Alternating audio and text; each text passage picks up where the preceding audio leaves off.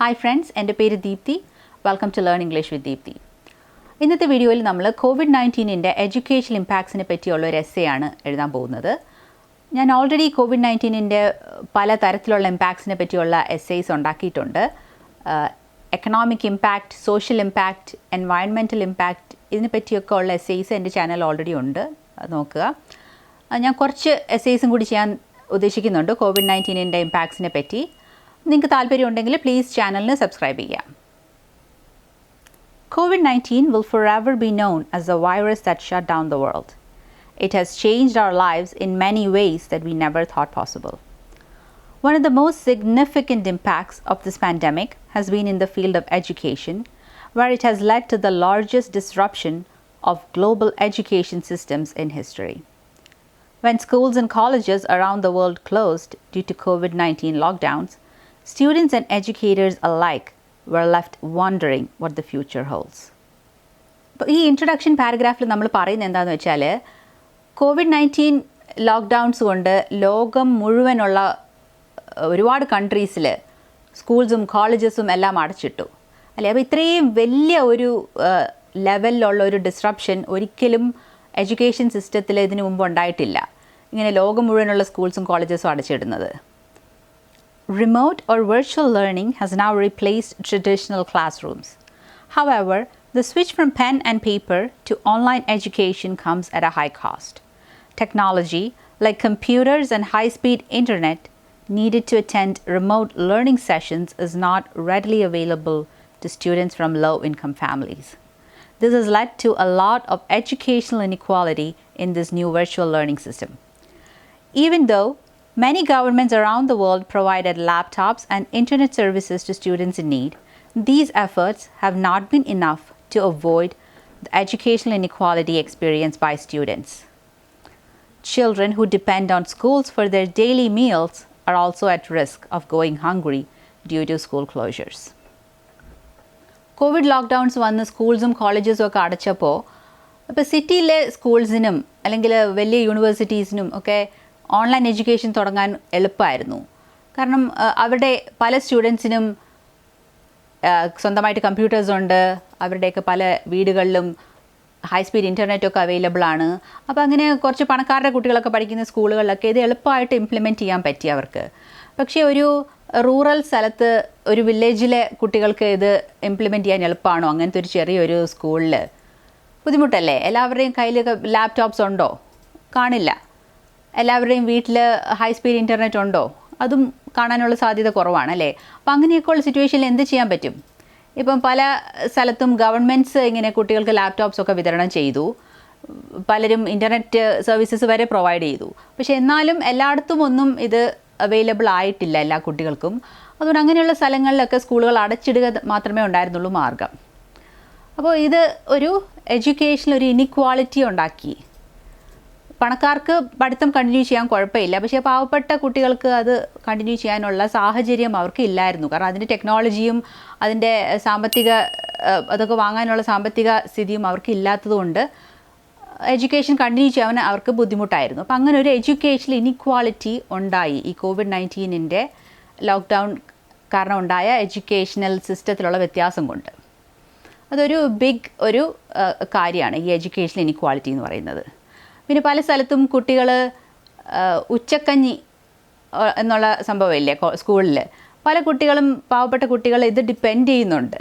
അപ്പം അങ്ങനെയുള്ള കുട്ടികൾക്ക് സ്കൂളില്ലാത്ത കാരണം ഈ ഉച്ചക്കഞ്ഞി നിന്ന് പോയത് കാരണം ഇനഫ് ഫുഡ് കിട്ടാതെ വരുന്ന സിറ്റുവേഷൻസും ഉണ്ടായിട്ടുണ്ട് കുട്ടികൾക്ക്.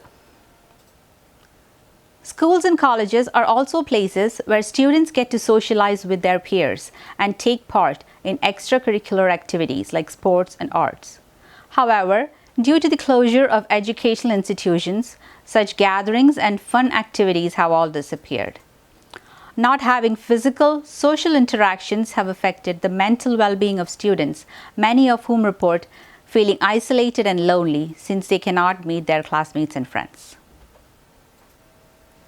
സ്കൂളിൽ നമ്മൾ പോകുന്നത് പഠിക്കാൻ വേണ്ടി മാത്രമല്ലല്ലോ അല്ലേ. സ്കൂളിൽ ഒരുപാട് ആക്ടിവിറ്റീസില്ലേ, നമ്മൾ നമ്മുടെ ഫ്രണ്ട്സിൻ്റെ കൂടെ പല സ്പോർട്സ് കളിക്കും, സ്കൂൾ ഇവൻറ്റ്സ് ഉണ്ട്, ഡാൻസ്, മ്യൂസിക്, അങ്ങനെ ഒരുപാട് ആക്ടിവിറ്റീസ് ഉണ്ട്, കോമ്പറ്റീഷൻസ് ഉണ്ട് അല്ലേ. അപ്പോൾ ഇതൊക്കെ കുട്ടികൾക്ക് വളരെ നല്ലതാണ്. അവർക്ക് ഇതിലൊക്കെ പാർട്ടിസിപ്പേറ്റ് ചെയ്യുന്നതും മറ്റു കുട്ടികളോട് ഇടപെടുന്നതും ഒക്കെ അവർക്ക് വളരെ നല്ലതാണ്. പക്ഷേ ഈ റിമോട്ട് എഡ്യൂക്കേഷൻ സിസ്റ്റത്തിൽ അങ്ങനെയൊന്നും ചെയ്യാൻ പറ്റില്ല അല്ലേ. ഒരു ക്രിക്കറ്റ് ടീം നമുക്ക് ചെയ്യാൻ പറ്റുമോ? ക്രിക്കറ്റ് കളിക്കാൻ പറ്റുമോ കൂട്ടുകാരുടെ കൂടെ? പറ്റില്ല അല്ലേ. അപ്പോൾ അങ്ങനെയുള്ള കാര്യങ്ങൾ കാരണം കുട്ടികൾ പലരും ഒറ്റപ്പെടുന്ന പോലെ അവർക്ക് ഫീൽ ചെയ്യുന്നുണ്ട്. എല്ലാവരെയും വെർച്വൽ ക്ലാസ്സിൽ കാണുന്നെങ്കിലും അത് ഒരു ഫിസിക്കൽ ഇൻട്രാക്ഷൻ പോലെ ഉള്ള ഒരു ഇഫക്റ്റ് അതിന് കിട്ടില്ലല്ലോ അല്ലേ. നമ്മളൊരാളെ വെർച്വലി കാണുന്നതും ഒരാളോട് അടുത്തിരുന്ന് സംസാരിക്കുന്നത് തമ്മിൽ വളരെ വ്യത്യാസമില്ലേ. അപ്പോൾ അതുകൊണ്ട് കുട്ടികൾക്ക് ഒറ്റപ്പെടുന്ന ഒരു സിറ്റുവേഷൻ പലരും അനുഭവിക്കുന്നുണ്ട്. അപ്പോൾ ഇത് മറ്റൊരു ഇഫക്റ്റാണ്.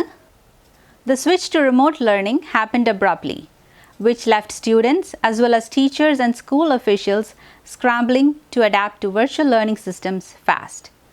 Teachers had to figure out tasks like how to create presentations for remote classrooms, perform labs, teach arts and crafts virtually, etc., without having received adequate training to do so.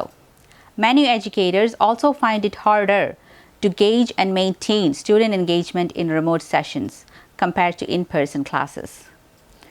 Students also find it hard to ask questions and get the necessary help they need from teachers in virtual classrooms. As a result, reports indicate that more middle and high school students are failing in exams since the switch to remote education took place.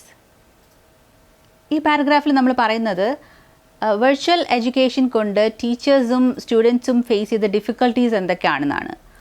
ഇപ്പോൾ ടീച്ചേഴ്സിനാണെങ്കിൽ ഒരു തരത്തിലുള്ള ട്രെയിനിങ്ങും കിട്ടിയിട്ടില്ല. ഇങ്ങനെ ഒരു virtual education സിസ്റ്റത്തിൽ എങ്ങനെ നമ്മൾ കാര്യങ്ങൾ ചെയ്യണമെന്ന് അവർക്ക് ഒരു ട്രെയിനിങ് കിട്ടാനുള്ളൊരു അവസരം ഉണ്ടായില്ല. വളരെ പെട്ടെന്നായിരുന്നു സ്കൂളുകൾ അടച്ചതും വെർച്വൽ എഡ്യൂക്കേഷനിലോട്ടുള്ള നമ്മൾ സ്വിച്ച് ചെയ്തതും വളരെ പെട്ടെന്നായിരുന്നു അല്ലേ.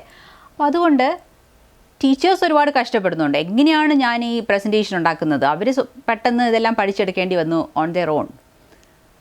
എങ്ങനെ നമ്മൾ ഇപ്പം ഒരു കെമിസ്ട്രി ലാബ് എങ്ങനെയാണ് നമ്മളിത് കുട്ടികളെ കൊണ്ട് ഇത് ചെയ്യിപ്പിക്കാൻ നമുക്ക് പറ്റില്ല. പിന്നെ എങ്ങനെ നമ്മൾ അവരെ അത് ഗ്രേഡ് ചെയ്യും അല്ലേ. നമുക്ക് ടീച്ചേഴ്സ് വേണമെങ്കിൽ ചെയ്ത് കാണിക്കാം എക്സ്പെരിമെൻറ്റ്സ്, പക്ഷേ how can they grade the students based on that?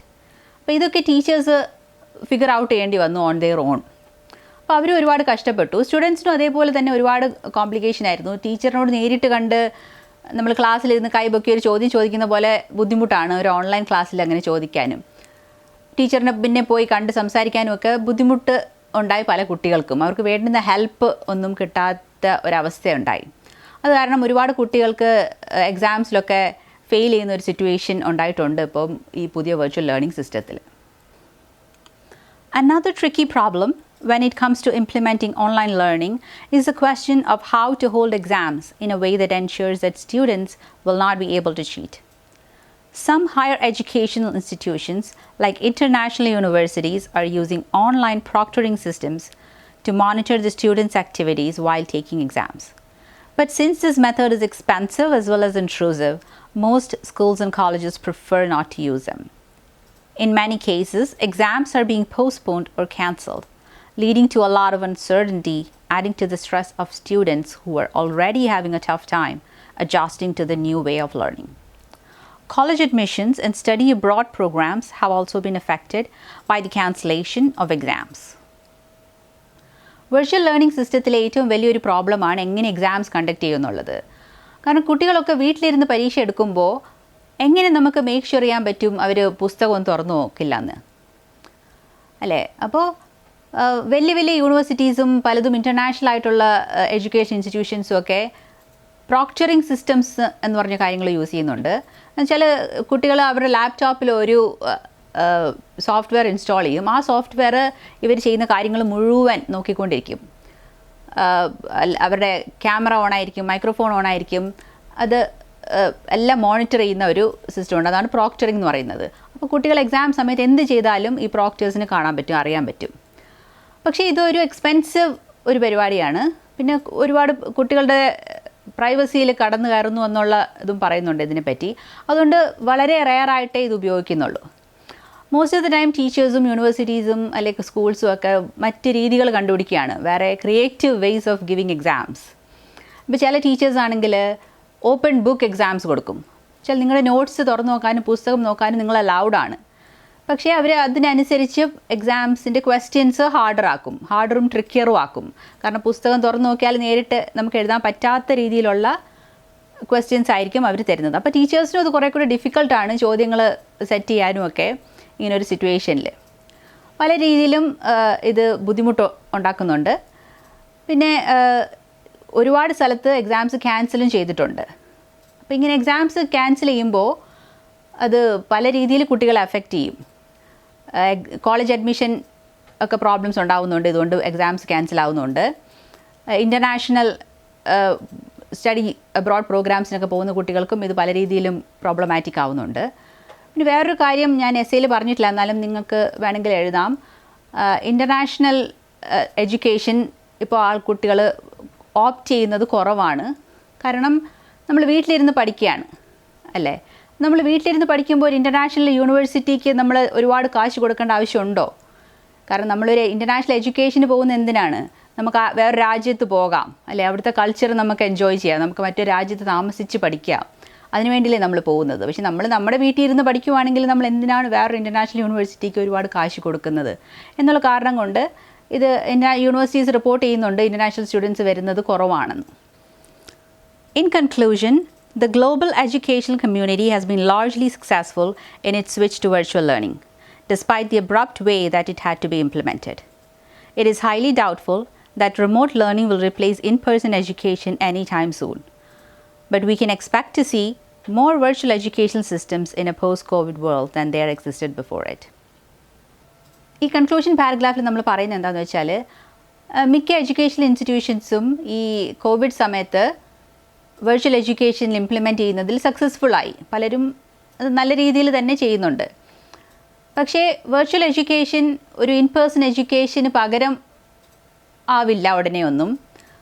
കാരണം ആൾക്കാർക്ക് സോഷ്യലായിട്ട് ഇൻറ്ററാക്ട് ചെയ്യാൻ ഇഷ്ടമാണ്, ആൾക്കാർക്ക് മറ്റാൾക്കാരുടെ കൂടെ ഫിസിക്കലി ഹാങ് ഔട്ട് ചെയ്യാൻ ഇഷ്ടമാണ്. അപ്പോൾ വെർച്വലായിട്ട് ഉള്ള ക്ലാസ്സസ് മാത്രം ആക്കാനുള്ള സാധ്യത വളരെ കുറവാണ്. പക്ഷേ കുറച്ചുകൂടി കൂടുതൽ നമ്മൾ വെർച്വൽ ക്ലാസ്സസ് ഒക്കെ കാണാനുള്ള ചാൻസസ് ഉണ്ട്.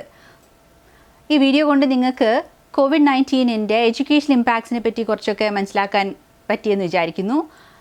നിങ്ങൾക്ക് ഇതിനെപ്പറ്റി ഒരു എസ്സേ എഴുതണമെങ്കിൽ പ്ലീസ് ഇത് ഒരു എക്സാമ്പിളായിട്ട് കാണുക. ഇതിൽ നിന്ന് നിങ്ങൾ ഐഡിയാസൊക്കെ എടുത്തിട്ട് നിങ്ങൾ സ്വന്തം വാക്കുകളിൽ ഈ എസ്സേ എഴുതാൻ ശ്രമിക്കുക. വീഡിയോ പ്ലീസ് ലൈക്കും ഷെയറും ചെയ്യുക. എൻ്റെ ചാനൽ സബ്സ്ക്രൈബ് ചെയ്യുക. Thank you for watching.